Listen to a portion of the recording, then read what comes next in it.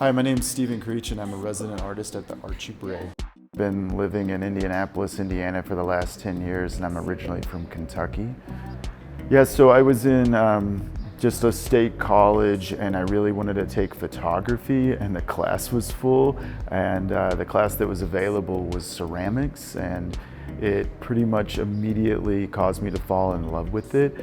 Just touching the material, it was the first time that I realized that my hands could manipulate something so quickly and it could be so responsive, and I found myself like skipping other classes to be in there.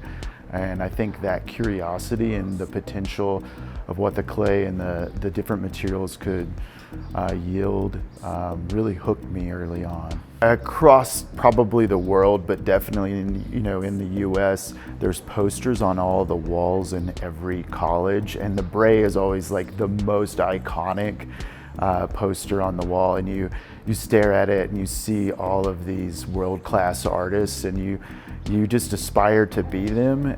I decided to apply for the Bray because of some life events. Last year I was in a pretty horrific accident and I was in the hospital for a few months and had to learn to walk and do a lot of things over.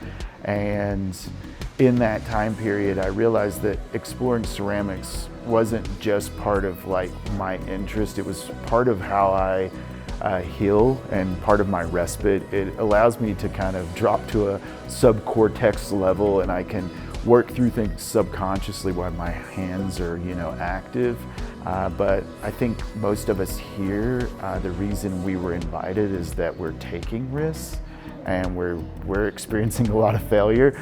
But this is a good space and a safe space to be able to do some of that, and having the facilities such as large kilns, but just a variety of kilns allows you to take your work in directions that you probably wouldn't have thought of before. But I found myself kind of riffing on ideas that I've had in the past and scaling them to meet the large kilns, and I also found myself trying to explore new surface treatments and new materials that can be sculptural as well as decorative, so glazes that are in that goop range, but also a material I made called Nerafoamy.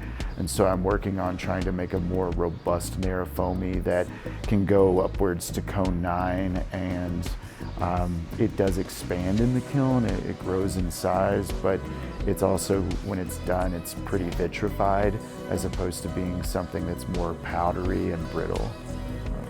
What is there not to love about the Bray? I mean, being a summer cohort, we're, forced into this environment where we don't know each other. We all come from different walks of life, but we all have this like deep connection through this material. And so we become fast friends, and we're all trying to figure out ways to push each other. And if you get stuck, you can have, such a group of talented, smart individuals who know a lot about the material, and they can help you kind of overcome barriers. They can help challenge you and push you in directions. And so I think as a whole, the community is phenomenal. I mean, we all have like this sunset alert where we're, popping our head out and saying, oh, it's a beautiful sunset, you gotta come out, and we all take a break. And so yeah, there's just a lot of wonderful things, but it's a challenge not to be inspired here when you walk out and you see work that is made by everybody, but you also see like their experiments and you see things that didn't make it. It kind of tells you that you're on a path that many have traveled, and we're all trying to push the limits of what this material can do. It is a place for a certain group of people that are really curious about what this material that's older than civilization can do.